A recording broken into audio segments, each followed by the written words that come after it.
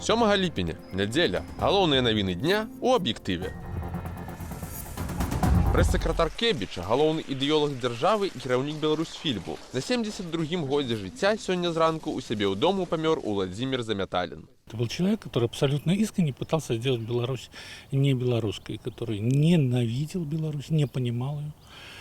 Он был своего рода последним солдатом империи, оказавшейся волей судьбы на территории ее осколка, жителей которого он не понимал, не любил и искренне презирал. Уладзімір Замяталін нарадзіўся ў расійскай Туле, служыў палітруком у Нямецчыне. Лёс занёс яго ў Беларусь, дзе ён у 1992 годзе стаўся прэс-сакратаром Міністэрства абароны. Пазней займаў шэраг іншых важных пасадаў, у тым ліку намесніка кіраўніка адміністрацыі прэзідэнта, адказнага за ідэалогію.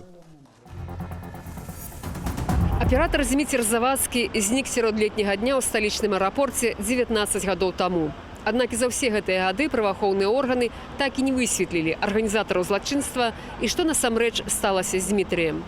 Раніцаю 7 ліпеня 2000 года Зміцер Завадскі выехаў у нацыянальны аэрапорт Каляменску, каб сустрэць свайго калегу журналіста Паўла Шарамета. Ягоны аўтамабіль знайшлі на паркінгу, а самога Змітра больш ніхто не бачыў. На момант знікнення журналісту было 27 гадоў. Працаваў аператарам у карпункце расійскага тэлебачання ў Беларусі. Яшчэ раней на беларускім тэлебачанні. І Змітра называлі асабістым аператарам Александра Лукашэнкі. Ці памятаюць Змітра Завадскага сёння і што ведаюць пра ягонае бясследнае знікненне, цікавімся у жыхароў Менску. Он пропал без вести в аэропорту, насколько я помню.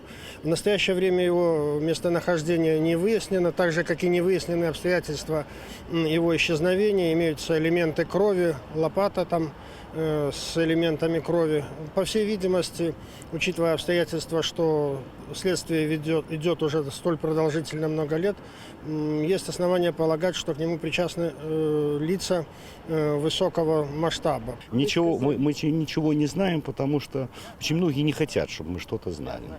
Если бы это нужно было власти, все бы мы давно знали. Пока эта власть будет, и никто искать не будет. Это я вам 100% скажу. Вот и все. Пока никто не заинтересован в этом, вы сами прекрасно знаете, без меня. У выніку расследавання Менскі абласны суд у 2002 годзе прызнаў вінаватымі ў выкраданні Змітра Завадскага групу былога байца спецпадраздзялення «Алмаз» Валерыя Ігнатовіча, які разам са служыўцам Максімам Малікам атрымалі пажыццёвае зняволенне. Іншыя 12 і 25 гадоў турмы. Зміцер Завадскі часова працаваў у Чачэні, дзе і сустракаў беларускіх алмазаўцаў. Помста за рэпартаж Змітра са згадкаю пра ўдзел беларускіх сілавікоў у баях у Чачэні – адна з версій узнікнення аператара. Але далей расследаванне чамусьці не пайшло, што асабліва уражвае блізкіх і сяброў Змітра. Следствие или не хочет, или не может дать ответ на очевидный вопрос.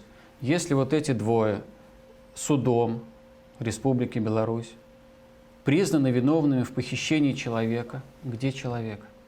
Где тело Димы? Где сам Дима, если он жив? То есть это абсолютнейшая полумера. Мы признаем этих людей виновными в похищении, и дальше умываем руки и больше делом не занимаемся. Вот в чем трагедия ситуации. Паколькі цела памерлага не знайшлі, то фармальна пошукі не завершаныя, кажуць адмыслоўцы. Аднак справа перыядычна прыпыняецца, а на звароты сваякоў праваахоўныя органы ім адмаўляюць у праве знаёміцца з матэрыяламі следства. Таму шмат хто перакананы, што сапраўдныя злачынцы застаюцца на свабодзе. Ну чего боится? Правды?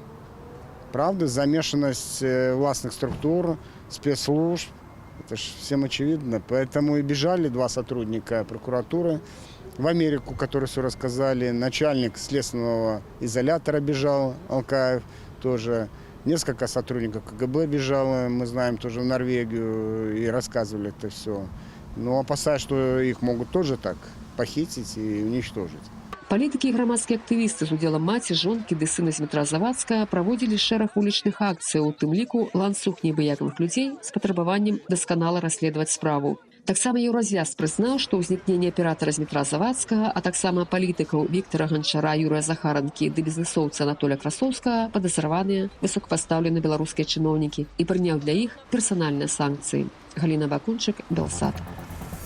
Вялікая будаўнічая пляцоўка. Гэтак можна ахарактарызаваць тое, што адбываецца ў Берасці цягам апошніх 2 гадоў. Да вялікай даты тысячагоддзя гораду мясцовыя ўлады пастанавілі зрэалізаваць усё тое, пра што марылася ўжо не адное дзесяцігоддзе. Дарожныя развязкі, масты, новы аўтавакзал, дзясятак дзіцячых пляцовак, аднаўленне любімай гараджанамі набярэжнай. Набережная очень хорошо с внуком гулять. Преобразилась очень набережная. То, что вот этот мост, это... Кобринский. Да. Его сделали, написано в газете на 3 месяца раньше, и сэкономили 1 000 000 рублей. Это здорово. Але сярод удзячных галасоў гараджанаў можна пачуць і крытычныя водгукі ў бок тых, хто прымае рашэнні адносна рэканструкцыі набярэжнай ды агулам планавання ў горадзе. Столько детей, столько народу, ни одного биотуалета нету. По всей набережной это целое лето продолжается. Весь Брест делают. В центре стоит дом, который берут с нас деньги за все, но дом отремонтировать не могут. Лады, безумоўна, з'яўляюцца добрымі. Там працуюць, безумоўна, добрыя менеджеры у плане выбівання сродкаў з рэспубліканскага бюджэта на развіццё горада, і гэта, канешне, нам на карысць. Але ёсць пэўны дысбаланс у тым, як гэтыя грошы выдаткоўваюцца. Цягам апошніх гадоў у Берасці ўзвялі новы будынак пракуратуры, суда, падатковай інспекцыі, следчага камітэту, управлення фінансаў. І толькі одну школу і 2 дзіцячыя садкі. Яшчэ адна школа і медычны цэнтр у працэсе пабудовы. Будзем спадзявацца, што гэта перакос у бок фінансавання дзяржавы і самой сябе будзе выпраўлены на карысць ўсё ж такі фінансавання нейкіх сацыяльных,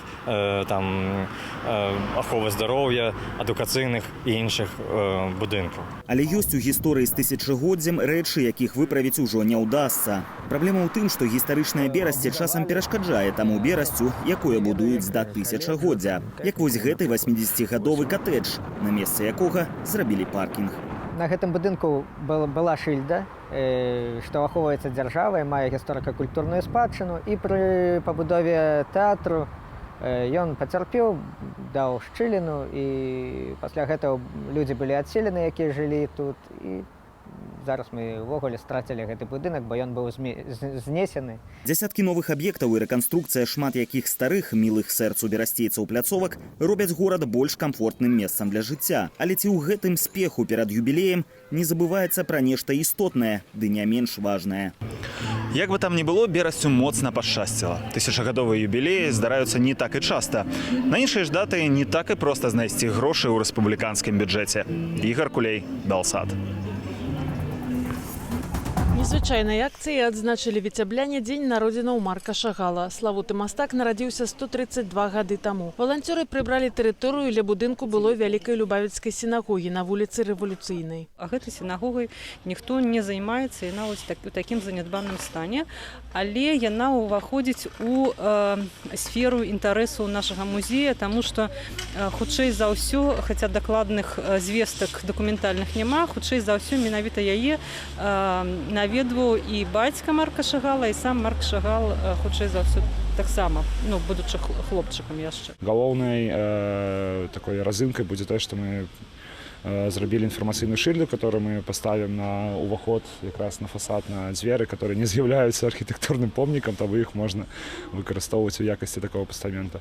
І галоўная мэта гэтай акцыі прыцягнуць увагу грамадскасці гарадскіх уладаў да занядбаных помнікаў гісторыі і культуры, которые ёсць зараз у Віцебску. У межах праекту, прысвечанага габрэйскай спадчыне, які Міжнародная рада ў пытаннях помнікаў і гістарычных мясцінаў ладзіць супольна з ЕГУ, у верасні плануецца закрыць дошкамі аконныя праёмы другога паверху сінагогі. Выявы на дошках будуць пераклікацца з побытавымі сюжэтамі працаў Юдаля Пэна. Іх ужо праектуюць студэнты-дызайнеры ЕГУ. Прыбраўшы тэрыторыю сінагогі, ахвотныя наведалі дом-музей Марка Шагала і ўзялі ўдзел у традыцыйным свяце ў гасцях у Марка і Бэлы. Ірына Дарафейчук, Белсад. Носім у гэтым долю сваю для ўсіх добра. А болей, што ж там болей жадаць? Ад песня. У Купалле дзень Купалы. Роўна 137 гадоў таму нарадзіўся народны пясняр Беларусі Янка Купала. Сёння да помніку паэту ў Менску аматары ягонай творчасці неслі кветкі.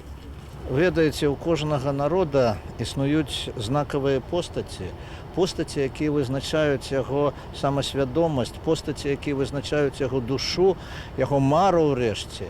І такой постаццю з'яўляецца Янка Купала, як і Якуб Колас, Максім Богданович. Гэта тыя тры слупы, калі можна сказаць, на якіх будуецца жыццё і дух народа. А вось наколькі творчасць песняра ведае беларускі народ? Янка Купала – гэта наш вялікі паэт. Я ведаю яго пачатак верша. Ад прадзедаў спакон вякоў нам засталася спадчына. Беларускі паэт. Я мужик, беларус, пан Сахі, Касы. А боже ж мой, а боже ж мілы, якія ж млосныя ў іх рылы. З адною думкаю аб шчасці Беларусі. Менавіта пад гэткаю назвай у Вязанцы на малой радзіме Янкі Купалы сёння і прайшло свята паэзіі, песні ды народных рамёстваў. Вельмі рады, што нашага свята ёсць такое слово, такі эпітэт традыцыйнае. Традыцыйнае свята паэзіі, песні, народных рамёстваў, якое называецца радком з верша Янкі Купалы з адною думкою аб шчасці Беларусі. Мне очень нравятся его стихи, особенно песни в исполнении ансамбля «Песняры», знаете. Рядом дача, так что я каждый год прихожу сюда и получаю огромное удовольствие от того, что приобщаюсь и к фольклору, к песням, к вершам. Мой родный кут, як ты мне милы, забыть тебе не маю силы. Свята такога кшталту праводзяць у Вязанцы 47-й раз. Дарэчы, дзень народзінаў першага народнага паэта Беларусі адзначаюць не толькі на радзіме. Урачыстыя імпрэзы ладзяцца ў Польшчы, Украіне, Чэхіі ды іншых краінах. Ян Вярбіцкі, Белсат. Ой, там расце травачка. Вянкі і вогнішчы, песні і арэлі, круплік і спальванне ведзьмы. Купалле, бадай што самае прыгожае ды містычнае свята беларускага народнага календара. Ля вёскі Хальч на Веткаўшчыне зладзіла купалле грамадская арганізацыя «Талака». А прыехалі на свята ўдзельнікі з Гомля, Веткі, Слоніму, Менску і Рэчыцы. Я ўжо у 100-й раз на купалле, але гэта адно з маіх самых любімых свят, таму што гэта свята сонца, гэта свята ураджаю, гэта свята плоднасці і усяго добрага і светлага і чыстага, што ёсць на нашай зямлі. Гушканне хлапцамі дзевак на арэлях – адзін з рытуалаў, які, на думку навукоўцаў, сімвалізуе містычны саюз зямлі і неба, а на чалавечым узроўні – мужчыны і жанчыны. Увогуле ж, старажытнае свята ў гонар летняга сонцастаяння звязанае з ушанаваннем усіх прыродных стыхіяў. Ачышэнне усімі стихіямі, не толькі адной, калі агонь прабуджаецца, але і вогнішчам, і вадой, і паветрам, і яно і вакол, і ўнутры, і гэта ўсё такі мікра- і макракосм, гэта смешваецца, і гэта адчуваецца шкуры. Купальская вячэра з рытуальнымі яешняй і крупнікам, напоем з зёлак, спецыяў, гарэлкі і мёду. Таких замечательных людей и прочувствовать такую атмосферу, это многого стоит. А поўначы ўдзельнікі распальваюць купальскае вогнішча ў форме калодзежа з колам наверсе. Святы Купала! Святы Купала! Дай нам таго, чаго нам мала! Дай нам таго, чаго нам мала! Зямлі радзіце! Зямлі радзіце! Жывёле плодзіце! Скрозь усё свята ўдзельнікі абраду водзяць карагоды, якія сімвалізуюць, на думку навукоўцаў, бясконцы рух жыцця вакол сонца і цяпла.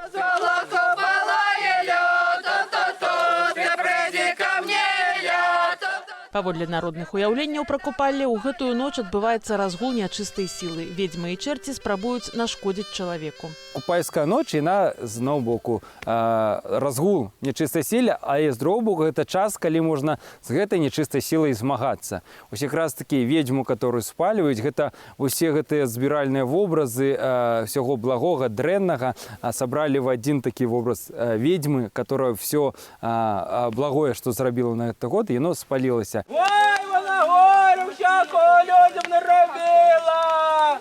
Спевы і танцы на купалле працягваюцца ўсю ноч. Шыцця, хлопцы, чаравечкі, на мае ногі не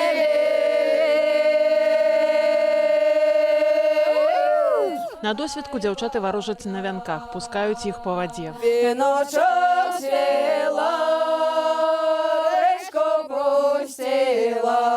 Купальня вот для меня лично открыла нашу культуру немножко с другой стороны, показала, насколько это глубоко, насколько это по-настоящему и насколько мы можем дальше это проносить, а не забывать, почувствовать эту любовь от каждого человека к природе, к себе, к другим людям.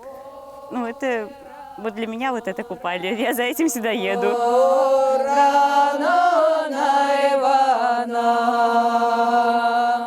І куди ж без купання на досвідку? Яшчэ аднаго купальскага рытуалу ачышчэння для самых стойкіх.